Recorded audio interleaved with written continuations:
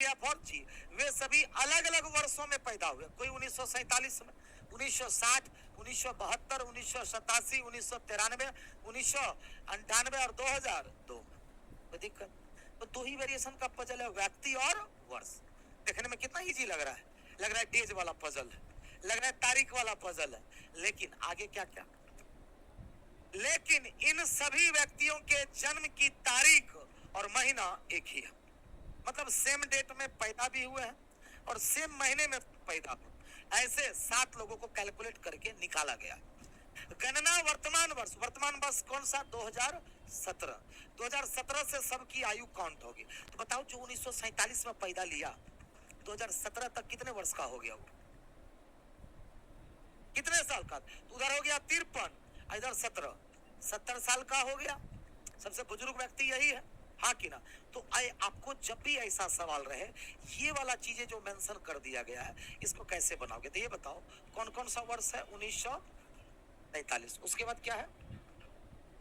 1960, उसके बाद 1972, उसके बाद 1987, उसके बाद 1993, उसके बाद 1998 और 2002।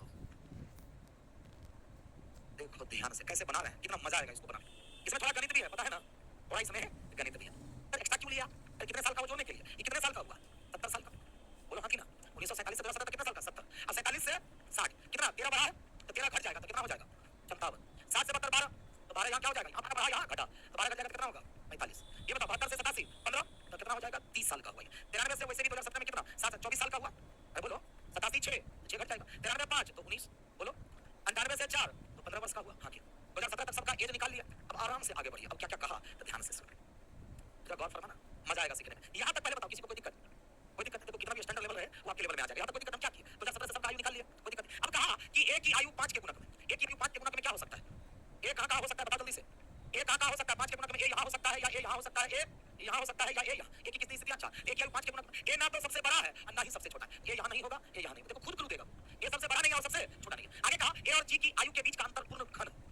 अब ए और जी की आयु पूर्ण घन में होना चाहिए। तो जी की आयु कितना? अब देखो एक को अगर 45 लेते हैं तो 45 से 70 का अंतर कितना हुआ? 25। 25 का घन है? नहीं। 45 से 57 का अंतर कितना हुआ? 12 का घन है? नहीं। 45 से 30 का अंतर लेते हैं तो कितना? 15 घन नहीं है। 45 से 24 का अंतर कितना? 21 का घन नहीं है। 45 से 19 का अंतर कितना हुआ?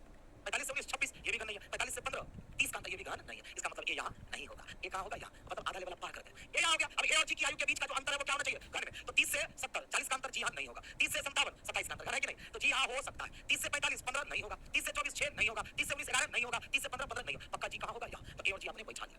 ये 5 गुणक में और ए और जी के आयु के बीच का जो अंतर है वो क्यूब में होना चाहिए। जी का जन्म 1947 में नहीं हुआ था, फालतू लाइन दे दिया ये। अब कहा जी और बी की उम्र के बीच का अंतर सी की उम्र का आधा है। तो जी और बी के बीच के उम्र का अंतर सी का आधा। तो सी इसमें से क्या हो सकता है? सी का आधा, तो सी यहाँ हो सकता है।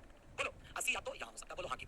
ठीक है ना? क्योंकि कहा कि जी और बी के बीच का जो उम्र के बीच का अंतर है वो क्या होना चाहिए? सी का आधा। तो सी का आधा कभी होगा 24 का आधा कर सकते हैं या 70 का आधा कर सकते हैं। बोलो हाँ की। डी का जन्म विषम वर्ष में हुआ था। ई सबसे छोटा नहीं है, तो ई सबसे छोटा नहीं है तो ई यहाँ नहीं होगा। डी का जन्म विषम वर्ष में, विषम वर्ष कौन सा है बताओ? डी का जन्म विषम वर्ष में, डी यहाँ हो सकता है। विषम वर्ष में डी यहाँ तो होगा नहीं, डी यहाँ हो सकता है। यही तो जगहों पर डी होगा। अरे यार हाँ। अब बताओ कि जी और बी के उम्र के बीच का अंतर सी की उम्र का आधा। अगर हम सी को 70 लेते हैं तो 70 का आधा कितना हुआ? 35। अब जी कितना है? 57। अब इसका आधा 57 प्लस 35 कभी हो सकता है? या 57 में से 35 घटाओ तो कितना होगा? 22। इसका मतलब सी यहाँ नहीं होगा। सी कहाँ होगा? यहाँ। अब बताओ कि सी का आधा कितना होगा? 12। अब कहा जी और बी के बीच का जो अंतर होगा वो कितना होना चाहिए? 12। तो 57 से 12 जोड़ेंगे तो नहीं पहुंच सकते, लेकिन 57 से 12 घटाएंगे तो 45 हो सकता है कि नहीं हो सकता है? तो यहाँ कौन हो जाएगा? बी। अब बताओ जी और बी के बीच का जो अंतर है कितना का? 12 का। वो सी का आधा हुआ कि नहीं? अब बताओ डी तो यहाँ होगा नहीं तो डी कहाँ होगा? यहाँ। अब ई सबसे छोटा नहीं है तो ई यहाँ होगा। एक आदमी बच गया। बच गया। A B C D E अब बच गया। सवाल क्या पूछा? लेकिन में से कौन सबसे बड़ा है? तो सबसे बड़ा कौन है? तो डी है। कौन है? तो डी। ये हुआ